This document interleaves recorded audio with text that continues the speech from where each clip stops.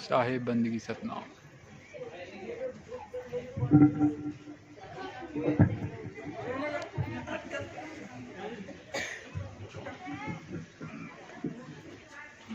साहिब बंदगी तो सबसे पहले परमात्मा के नाम पे जयकारा लगाएंगे। बोलिए परमपिता परमात्मा की जय हो। सदगुरुवंती छोड़ कबीर साहिब की जय हो। गुरुवराग साहिब की जय हो। गुरु मदनपति साहिब की जय हो। सभी संतों की जय हो। सभी भक्तों की जय हो। आज के आनंद की जय हो। सकल हंस को बंदगी साहिब बंदगी। तो आज कालवासिया गांव में मूल ज्ञान का प्रचार हो रहा है। बहुत बड़े भाग होते हैं उन जीवों के जो मूल ज्ञान को सुनते हैं और उससे भी ज्यादा बड़े भाग होते हैं उन जीवों के जो मूल ज्ञान को समझते हैं। क्योंकि सुनते तो बहुत हैं, कम से कम 200, 250, 300 बंदे हैं, सब सुन रहे हैं, लेकिन ये जो सत्संग होगा ये सबकी समझ में नहीं आता, क्योंकि ये समझने वाली चीजें हैं, ये केवल सुनने वाली नहीं है। सुनता तो पूरा देश है, लेकिन समझ बहुत कम लोग पाते हैं। तो ये पवित्र ज्ञान और मूल ज्ञान में क्या फर्क है, आप इसको जब समझ जाएंगे तब आपको ये सत्संग समझ में आने लग जाएगा।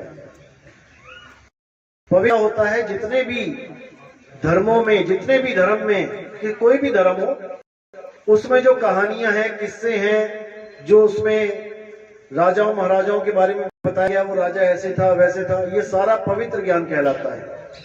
देवी देवताओं की जो कहानियां हैं वेदों पुराणों में, ये सब पवित्र ज्ञान कहलाता है। जितने भी कोई भी ग्रंथ है उसमें जितने भी 52 अक्षरों की महिमा है वो सब पवित्र ज्ञान कहलाता है। और मूल ज्ञान क्या होता है? मूल ज्ञान होता है आत्मज्ञान। मूल ज्ञान में 52 अक्षरों का खेल नहीं होता है, 52 से न्यारा होता है वो मूल ज्ञान, और उसमें केवल आत्मा का जिक्र होता है। जैसे गुरु ग्रंथ साहब कहता है कि आत्म देव पूजिए गुर के पाए सुहाए, कि अगर भाई तुम सच में परमात्मा को पाना चाहते हो तो तुम्हें पहले आत्मा की खोज करनी पड़ेगी। आत्म देव पूजिए, क्योंकि इस दुनिया में एक ही देव है जो पूजा के लायक है, और वो है आत्मदेव। आत्मदेव के अलावा किसी भी देव की पूजा नहीं करनी है। कारण क्या है, क्यों नहीं करनी है? क्योंकि केवल एक आत्मा ही ऐसी चीज है जिसका कभी नाश नहीं होता। आत्मा को छोड़ के कुछ भी है उसका एक दिन नाश हो जाएगा,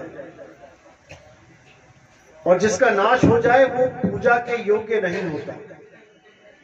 इसीलिए कबीर साहब ने कहा कि आत्म ज्ञान बिना नर भटके, कभी मथुरा कभी काशी, और जल में मीन प्यासी, मोहे देखत आवे हासी। कि हम भगवान को, परमात्मा को पाने के लिए कहां भाग रहे हैं?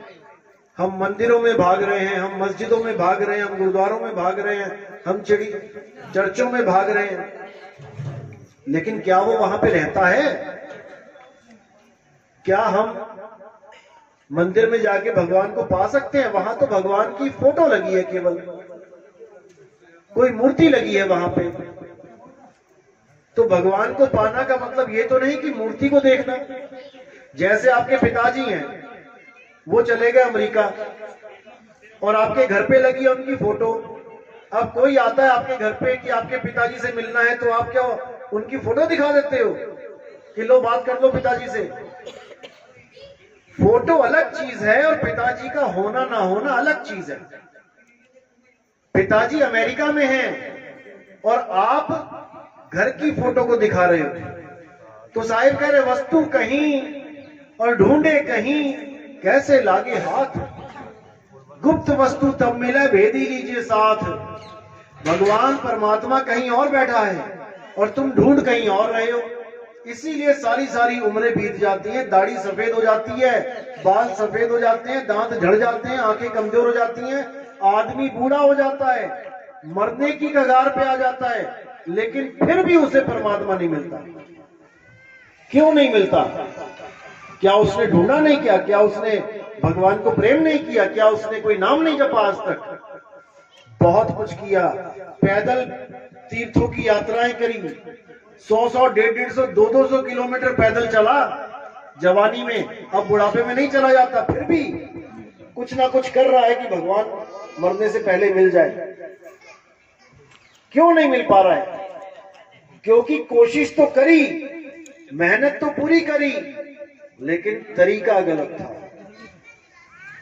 आप दूध में से घी निकालो, एक बच्चे को भी पकड़ा दो दूध कि इसमें से घी निकाल, जो अनाड़ी है, जिसको कुछ नहीं पता कि घी कैसे निकालते हैं, और एक दूध उसको पकड़ा दो जो जानती है कि दूध में से घी कैसे निकलेगा। जो जानती है वो 2-3-4 दिनों में घी निकाल के साइड में रख देगी, और जो बच्चा नहीं जानता है सारी उम्र उस दूध को लेके बैठा रहेगा। वो जानता ही नहीं, करे तो करे क्या? क्योंकि उसे कोई गुरु नहीं मिला। उसे कोई गुरु नहीं मिला जो दूध में से दही और दही में से मक्खन और मक्खन में से घी निकालना सिखा दे। इसीलिए वो सारी उम्र बैठा रहा और उसे कुछ नहीं मिला। तो साहिब कहते हैं, अगर तुम सच में परमात्मा को पाना चाहते हो तो तुम उस जगह ढूंढो उसे जहां पे उसका जहां वो विराजमान है, जहां पे उसका वास है। कहां रहता है परमात्मा? हमें पहले ये ढूंढना पड़ेगा। तो कहां रहता है परमात्मा? केवल एक जगह रहता है वो, और जिस जगह वो रहता है वो जगह है अविनाशी। उस जगह को कोई तोड़ नहीं सकता। अगर वो मंदिर में रहता होता तो कोई मंदिर को हिला नहीं सकता था, कोई मस्जिद को तोड़ नहीं सकता था, कोई गुरुद्वारों की ईंट नहीं हिला सकता था। जैसे आप गांव के प्रधान हो तो उस प्रधान के घर को कौन हिलाएगा? कौन उससे पंगा लेगा? आप प्रधानमंत्री हो तो उसके घर पे कौन पत्थर फेंकेगा? तो परमात्मा कहां रहता है? उस जगह जहां पे जिस जगह का कभी नाश नहीं होता है। और वो जगह कौन सी है? वो है तुम्हारी आत्मा। तुम्हारी आत्मा ही वो जगह है जिसमें परमात्मा रहता है। यानी दूध ही वो जगह है जहां पे घी रहता है। अब दूध घी को ढूंढने के लिए गली गली भटकने लग जाए तो फिर क्या बनेगा उसका? दूध में ही घी है और घी को ढूंढने के लिए गली गली भटक रहा है दूध, कुछ नहीं बनने वाला। तो साहिब कह रहे हैं, आत्म में परमात्म दर्शे। अगर तुम्हें परमात्मा चाहिए तो तुम्हें पहले आत्म ज्ञानी गुरु चाहिए जो तुम्हें तुम्हारी आत्मा का ज्ञान करवा दे। मंत्र देने वाले गुरु नहीं चाहिए कि मैं जी गुरु मंत्र ले आया तुम भी ले लो। साहिब कहते तंत्र मंत्र सब झूठ है, इनमें ना उलझे कोई, और सार शब्द जाने बिना कागा हंस ना हो। ये जितने मंत्र देते हैं, किसी ने ओम मंत्र दे दिया, किसी ने सोहंग मंत्र दे दिया, किसी ने सतपुरुष अकाल मूर्त शब्द स्वरूपी राम दे दिया, किसी ने ज्योत निरंजन ओंकार आरंकार सोहंग सतनाम दे दिया, किसी ने फलाना नाम दे दिया, किसी ने ढिमकाना दे दिया। इन्हीं नामों में उलझ पुलझ के मर जाता है ये जीव, लेकिन उसे परमात्मा नहीं मिलता। क्यों नहीं मिलता? क्योंकि वो समझ ही नहीं पाया कि मैं लेके क्या आ गया गुरु से। लेने में कुछ और गया था और ले कुछ और लाया। कैसे? जैसे आप बाजार से आलू लेने जाओ, अब आलू वाला आपको आलू तो ना तोले और आपके कान में बोल दे कि बेटा घर जाके आलू आलू जपना। 10 साल जपते रहना, सब्जी बनने वाली नहीं है। क्योंकि तुम वस्तु की जगह वस्तु का नाम ले आए, यानी 52 अक्षर ले आए। 52 अक्षर क्या? ये का खा गा घा पा फा बा रा मा, ये अक्षर उठा के ले आए तुम। अगर ये काखा गागा ABCD ना होती तो कौन सा नाम जपते भाई? बच्चों को पढ़ाया जाता ना बचपन में इस क्लास में, का खा गा घा, ये पूरा कैलेंडर काखा गा वाला पूरा कैलेंडर फाड़ दो, खत्म करो इसको। अगर ये ना होता, क्योंकि एक समय ऐसा था जब ये आदमी पढ़ना लिखना भी नहीं जानता था, ये बोलना भी नहीं, जानवरों की तरह रहता था आदमी। जानवरों का शिकार करता था, फल फूल पौधे खाता था। धीरे धीरे दिमाग विकसित हुआ, धीरे धीरे इसने आग की खोज करी, अक्षरों की खोज करी, धीरे धीरे 52 अक्षरों को खोज के ग्रंथ बना डाले। उसके बाद उन्हीं 52 अक्षरों में से भगवानों के नाम रख लिए, जैसे राम। अब राम अक्षर कहां से आया? या रा ला वा शा, इस वाली लाइन में से रा उठा लिया, आ का डंडा लगा दिया, और मां कहां से आया? पा फा बा बा मां, वहां से मां उठा लिया। यानी 52 अक्षरों में से ही 2 अक्षर उठा लिए, रा और मां। अब लगा जपने राम राम राम राम राम राम राम। अब वाणी क्या कह रही है? राम राम करता जग फिरे, राम न पाया जाए। क्यों? क्योंकि वो राम को जप रहा है, राम को जान नहीं रहा। जैसे ये पानी है, अगर इंसान ना होता इस दुनिया में तो इसको पानी कहने वाला कोई ना होता। आज केवल इंसान के सिवा इसका नाम पानी किसी जानवर ने नहीं रखा। गाय भैंस पानी पीने जाती है, कभी सोचा है वो कहती हो कि मुझे पानी दो? वो जानती है कि इसका नाम पानी है? क्या कुत्ता बिल्ली जानता है इसका नाम पानी रख दिया तुमने? क्या चिड़िया जानती है कि इसका नाम पानी है? केवल इंसान जानता है कि इसका नाम पानी है। वो भी कहां तक जानता है? हिंदुस्तान तक। अमेरिका में जाके, चाइना में जाके पानी पानी करते रहोगे, प्यासे मर जाओगे। वहां पे पानी को कुछ और कहते हैं, वाटर कहते हैं। तो हम पकड़ के बैठ गए हैं पानी के नाम को, और प्यास किससे बुझेगी? पानी से। अगर ये पानी का नाम जाने बिना गाय की प्यास बुझा सकता है, चींटी की प्यास बुझा सकता है, कुत्ते बिल्ली हाथी घोड़े की प्यास ये पानी बुझा सकता है, बिना ये जाने कि इसका नाम पानी है, तो आदमी की क्यों नहीं बुझा सकता? इसको जपने की जरूरत क्या है? कुत्ते को प्यास लगती है, भागा जाता है तालाब के पास, बिना नाम जपे, और उसको पानी मिल जाता है, पी लेता है।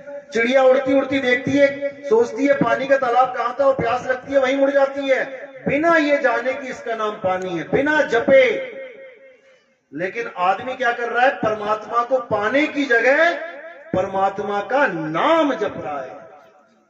जो ज्यादा चालाकी थी ना इस आदमी की, वो चालाकी ही इसकी जान की दुश्मन बन बैठी है। उसने इतने सारे नाम रख लिए भगवानों के, अब उसी नामों में उलझ गया मकड़ी की तरह। मकड़ी खुद ही जाल बनाती है और खुद ही उलझ के उसमें एक दिन मर जाती है। तो साहिब कह रहे हैं वस्तु के नाम के चक्कर में मत पड़ना। परमात्मा के लाखों करोड़ों नाम है, हर देश में अलग नाम है, हर जात में अलग नाम है, हर पंथ में अलग नाम है। चक्कर में मत पड़ना। अगर कोई गुरु तुम्हें नाम जपने के लिए देता है तो याद रखना, उसने तुम्हें पानी पिलाने की जगह पानी का नाम दे दिया जपने के लिए। अब घर जाके रटते रहो तोते की तरह। जैसे एक तोता होता है पूरी उम्र राम राम राम राम जपता रहे, उसे राम मिलने वाला नहीं, वरना तोते की मुक्ति हो जाए। इंसानी चोले को क्यों महान बताया गया है? तोता भी तो राम राम जप सकता है। अगर तुम जप के पार हो सकते हो तो तोता भी जप के पार हो सकता है। फिर इंसानी चोला क्यों कहते हैं कि 84 लाख जन्मों के बाद एक बार इंसानी चोला मिलाए, अगर इसमें नाम नहीं जपा तो मारे जाओगे। 184 जून सबाई मानस को प्रभदी वड्याई, इस पौड़ी ते जो नर चुके आए जाए दुख पाए। कैसे बचा जा सकता है? नाम जप के। तो तोता भी जप सकता है। फिर तो परमात्मा से अरदास करो, हे परमात्मा इंसान के बाद तोते का जन्म दे देना, तेरा नाम जपता रहूंगा मैं। ऐसा नहीं हो सकता, क्योंकि जब तक वस्तु नहीं मिली गला गीला होने वाला नहीं है। वस्तु कहीं और ढूंढे कहीं, कैसे लागे हाथ। वस्तु पड़ी है जमीन के नीचे 100 फुट पानी, और तुम ऊपर बैठ के आंख बंद करके कर रहे हो पानी पानी पानी पानी। क्या वो पानी ऊपर आ जाएगा? कभी नहीं आएगा। उस पानी को पाने का तरीका होता है, गुरु तरीका बताता है। तुम गड्ढा खोदना शुरू करो और 100 फुट के बाद देखो तुम्हें नीचे से जो चीज मिलने वाली है उसको पानी कहते हैं। एक बार भी नाम नहीं जपना पड़ेगा आपको। कुआं खोदते हुए क्या पानी पानी का नाम जपना पड़ता है क्या? जब ट्यूबवेल बोरिंग करते हो तो क्या करते हो? मंत्र जपते हो क्या? पानी पानी पानी पानी। अरे तुम करो तो सही जो बताया गया है। नीचे से खुद फुवारा निकलेगा पानी का, तब तुम्हें समझ में आएगा कि क्या बोलते थे संत। साहिब कहते ना मैं जप में, ना मैं तप में, ना एकांत निवास में। अरे मोह को कहां ढूंढे रे बंदे, मैं तो तेरे पास में। कहां जप जप के चक्कर में पड़ गया। ये अक्षर ना होए तो किसी भगवान का नाम नहीं ले सकते आप, किसी जात का नाम नहीं ले सकते। मैं राजपूत, मैं पंडित हूं। राजपूत का रा कहां से आया, पंडित का पा कहां से आया, बाणिये का बा कहां से आया? इन्हीं 52 अक्षरों में से आए हैं। ये 52 अक्षर खत्म कर दो, सबकी जात पात खत्म हो जाएगी। कभी किसी कुत्ते को देखा, ये ब्राह्मण कुत्ता है, ये क्षत्रिय कुत्ता है, ये ऊंची जात का कुत्ता है, ये नीची जात का कुत्ता है? ये जात पात, ये सब 52 अक्षरों का खेल है। 52 अक्षर खत्म कर दो, हिंदू का हा नहीं रहेगा, मुसलमान का मां नहीं रहेगा, सिख का सा नहीं रहेगा, ईसाई का ई नहीं रहेगा, सब खत्म। अब हो जाएंगे सब एक। जैसे इस पानी को बिना झगड़ा किए सब पी लेते हैं सुबह से शाम तक। कोई लड़ता है कि मेरा पानी बड़ा है, मेरा जल बड़ा है, मेरा वाटर बड़ा है, मेरे पानी से ही गला गीला होगा, तेरे वाटर से नहीं होगा? कोई नहीं लड़ता। क्यों? क्योंकि सबको पता है कि इसके नाम में कुछ नहीं रखा, इसको पीने से गला गीला होगा। क्योंकि सब जानते हैं कि ये पानी है, इसका स्वरूप जानते हैं। लेकिन परमात्मा को कोई जानता नहीं है, केवल झगड़ा कर रहे हैं उसके नाम पर। अल्लाह बड़ा है, वाहेगुरु बड़ा है, गॉड बड़ा है। भैया देखा है कभी कितना बड़ा है, कितने फुट का है, कितने इंच का है? कभी नापा है उसे? बड़ा कैसे हो गया? केवल नामों की लड़ाई है यहाँ पे, 52 अक्षरों की लड़ाई है। तो कबीर साहब कहते हैं 52 अक्षर जीव आधारा, आदि अक्षर जी भ्या से न्यारा, वाही को सत सिमरण कहिए, सिमर सिमर न उतरो पारा। इन 52 अक्षरों की लड़ाई को खत्म कर दो, छोड़ दो। कोई भी नाम जपते हो छोड़ दो। अब पूछो गुरु से कि क्या है तुम्हारे पास? मैं नाम नहीं जपूंगा, मैं कान वाला हूं, मैं सुन सकता हूं, तुमने मुझे नाम दे दिया। मैं बहरा होता तब तुम क्या नाम देते? यानी परमात्मा बहरों को नहीं मिलेगा। अगर तुम बहरे होते, सुन ना सकते, तो कौन सा मंत्र लेके आते गुरु से?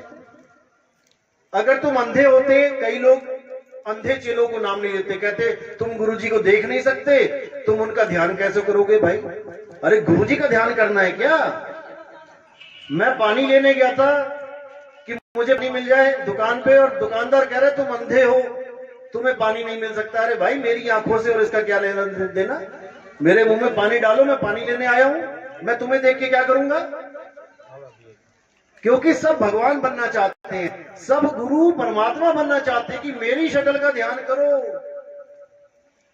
मैं लेने आऊंगा तुम्हें लास्ट में, अंत समय में। उनसे जाके एड्रेस पूछ लेना अपना कि बाबा जी मैं आया हूं, मुझे एड्रेस बताओ मेरा कहां से हुए।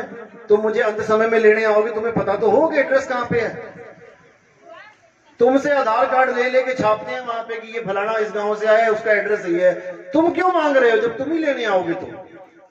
तुम बताओ मैं कहां से आया हूं। तो ऐसे मूर्ख बनाते हैं ये लोग। अब करना क्या है आपने? कबीर साहब क्या कह रहे हैं? 52 अक्षर लोक त्रय, सब कुछ इन्हीं माही, और ये आखर खिर जाएंगे, वो आखर इनमें नहीं। वो परमात्मा का असली नाम इन 52 अक्षरों में नहीं है। जो नर पड़े 52 के चेहरा, सो नर जानो काल के चेहरा। एक बाबा जी ने काल बना दिया सीमेंट का बड़ा सा, उसमें सरिये सी वो लगा दी, जंजीरें, कि हमने काल को पकड़ लिया। अरे भाई काल को समझते हो? काल क्या चीज है? मृत्यु का नाम है काल। जो कहते हैं रावण का काल कौन था? राम था। कंस का काल कौन था? कृष्ण था। तुम काल को कैसे पकड़ सकते हो? तो साहिब कह रहे हैं आखिर वो काल के दूत कौन है? जो नर पड़े 52 के फेरा, सो नर जानो काल के चेरा। जो भी गुरु तुम्हें 52 अक्षरी नाम देके ये कह दे बेटा अंत समय तक जपते रहना, जपते रहना, जपते रहना, वही काल का दूत है। जब 52 का टूटे डोरा, सहजे छूटे काल झकोरा। फिर नहीं आए फिर नहीं जाए, उस सार शब्द में रहे समाये। उसके बाद सार शब्द में तुम्हारा वास होगा, तुम सदा सदा के लिए इस जन्म मरण से न्यारे हो जाओगे। तो बचने का एक ही रास्ता है, मनुष्य चोले में बच सकते हो, सार साधना करके बच सकते हो। उसके लिए क्या करना पड़ेगा? पहले इन 52 अक्षरों को जान की तरफ, ये 52 अक्षर क्या हैं? यही काल का जाल है। जब से इंसान ने ये मंत्र जंत्र जपने शुरू किए तब से ये परमात्मा से दूर है। इसलिए साहब ने बिल्कुल साफ बोल दिया कि तंत्र मंत्र सब झूठ है, छोड़ दो इनको। अब करना क्या है?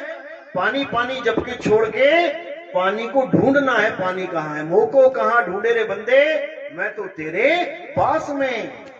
अब तुम्हें अपनी आत्मा का ज्ञान चाहिए कि मेरी आत्मा क्या है, और जो गुरु आत्मज्ञानी होगा वो तुम्हें आत्मा करा देगा कि बेटा ये है आत्मा, यहां पे है आत्मा, तो अपनी आत्मा का सिमरण कर। और जैसे ही आप धीरे धीरे धीरे धीरे आत्मा को जानने लग जाओगे, आप शरीरों से न्यारे होने लग जाओगे।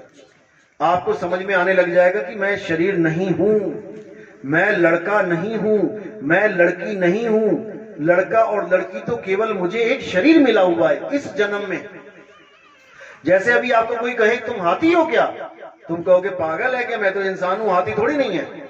लेकिन जब तुम हाथी थे, 184 में थे, तब तुम अपने आप को हाथी भी समझ रहे थे। जब तुम कुत्ता बन के आए, बिल्ली बन के आए, तुम अपने आप को बिल्ली समझते रहे, तभी तो चूहे खाए तुमने, 900 चूहे। बिल्ली बन के चूहे ही खाओगे, और खाए सबने। ऐसा कोई नहीं कह सकता कि मैंने नहीं खाए। जैसे आज तुम रोटी खाते हो, इंसान को रोटी दी गई है खाने के लिए, बिल्ली को क्या दी गई है? वो क्या रोटियां बनाएगी? चूहे ही खाएगी। तो हमने तुमने चूहे ही खाए बिल्ली बन के। लेकिन उस वक्त मैं ये समझ रहा था, उस वक्त आप समझ रहे थे कि मैं एक बिल्ली हूं। आज आप अपने आप को बिल्ली नहीं कहोगे। क्यों? क्योंकि आपने चोला बदल लिया। बिल्ली का चोला साइड कर दिया, अब आपको मिल गया इंसान का चोला। अब आप समझ रहे हो मैं लड़का हूं, मैं लड़की हूं। ये भी तुम्हारी गलतफहमी है। तुम लड़का और लड़की कितने समय के लिए हो? जितने समय के लिए चूहा बिल्ली हाथी घोड़े थे। जैसे ये चोला निकल गया हाथ से, तुम्हें इस शरीर से बाहर निकाल दिया जाएगा। कहां से निकलोगे इस शरीर से बाहर? इस पंडाल में से निकलने का रास्ता पता है ना सबको? अभी सत्संग खत्म हो तो किधर जाओगे? इधर जाओगे? इधर तो कोई नहीं जाएगा, इधर दीवार है। कहां से आए थे? उधर से आए थे, उधर ही जाएंगे सारे। तो इस शरीर में कहां से आए थे और कहां से जाओगे? कभी विचार किया? इस शरीर को जब छोड़ के जाओगे, आपने देखा कई लोग मर जाते हैं तो कहां जाते हैं? वो कहां से निकलते हैं? वाणी क्या कह रही है? 9 द्वार से जीव जब जाता, 184 में भरमाता। 9 दरवाजे कौन से?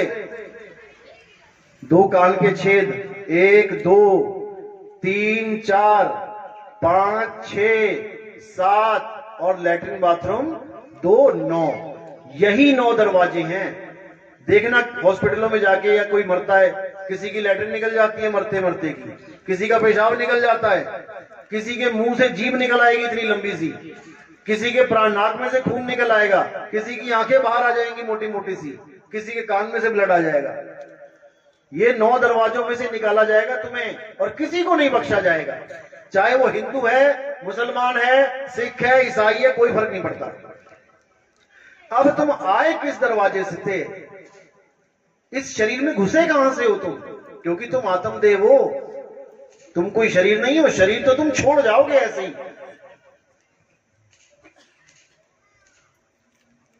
कैसे छोड़ जाओगे? जैसे एक आदमी था, किसी के घर गया, उसको कुछ पैसे उधार दिए हुए थे। उसके घर गया तो उसका लड़का दरवाजे में बैठा हुआ था। उसको पूछा पापा कहाँ हैं? उसने कहा पापा सो रहे हैं अंदर, लेटे हुए हैं। उसने देखा अंदर चारपाई पे लेटे हुए थे। तो वो कहता चलो सोने दो, मैं कल आऊंगा। वापस चला गया। अब कल आया, अगले दिन आया। अब लड़के से पूछा पापा कहाँ है भाई? तो पापा जी जमीन पे लेटे हुए थे, बिस्तर पे कल थे और आज जमीन पे लेटे थे। तो उसने बोला पापा कहाँ है? तो वो बोला पापा तो चले गए, हमें छोड़ के चले गए। तो वो कहता कहाँ चले गए? वो लेटे तो हैं, पे लेटे थे, आज नीचे लेटे हैं, तू कह रहा छोड़ के चले गए। तो वो कहता नहीं पापा चले गए। तो वो कहते पापा चले गए तो वो लेटा कौन है? यही तो, इसी को तो पापा पापा करता रहा सारी उम्र। तू इसी शरीर को तो पापा पापा मम्मी मम्मी करता रहा, तो चले कहां गए? यही तो है, लेटे हुए हैं। लेकिन उसके पापा सच में चले गए उसको छोड़ के। तो पापा कौन था? क्या उसने अपने पापा को देखा सारी उम्र? उसने कभी जाना ही नहीं पापा कौन था। वो शरीर को पापा समझ के बैठा रहा सारी उम्र।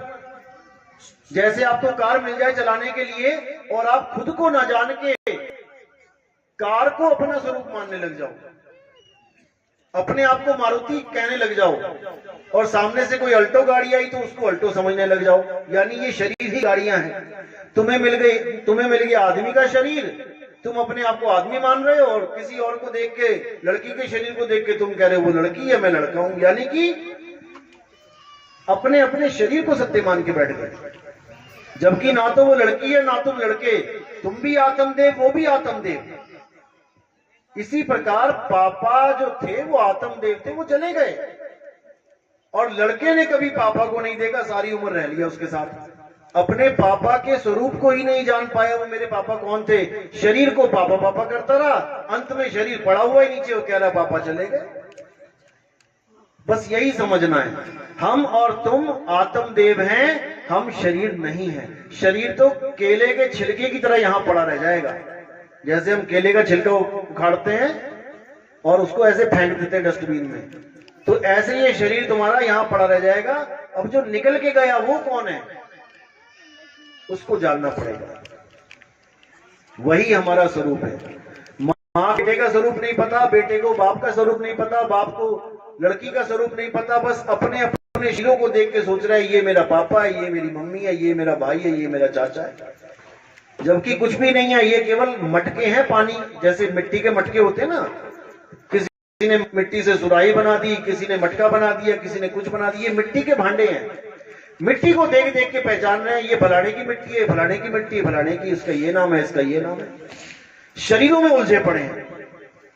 अब शरीरों से ऊपर उठना पड़ेगा। शरीरों से ऊपर उठने के लिए क्या करना पड़ेगा, आत्मा को जानना पड़ेगा। तो कबीर साहब ने और बाकी संतों ने आत्मा को ऊपर रखा है हमेशा।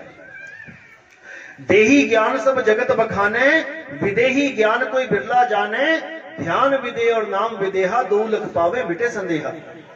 देही ज्ञान तो सारी दुनिया भाग रही है, पूजा करवा रही है शरीरों की, लेकिन शरीर तो मिथ्या है, शरीर तो नाशवान है। आज दोनों हाथ सही चल रहे हैं, कल को एक हाथ कट गया, क्या करोगे?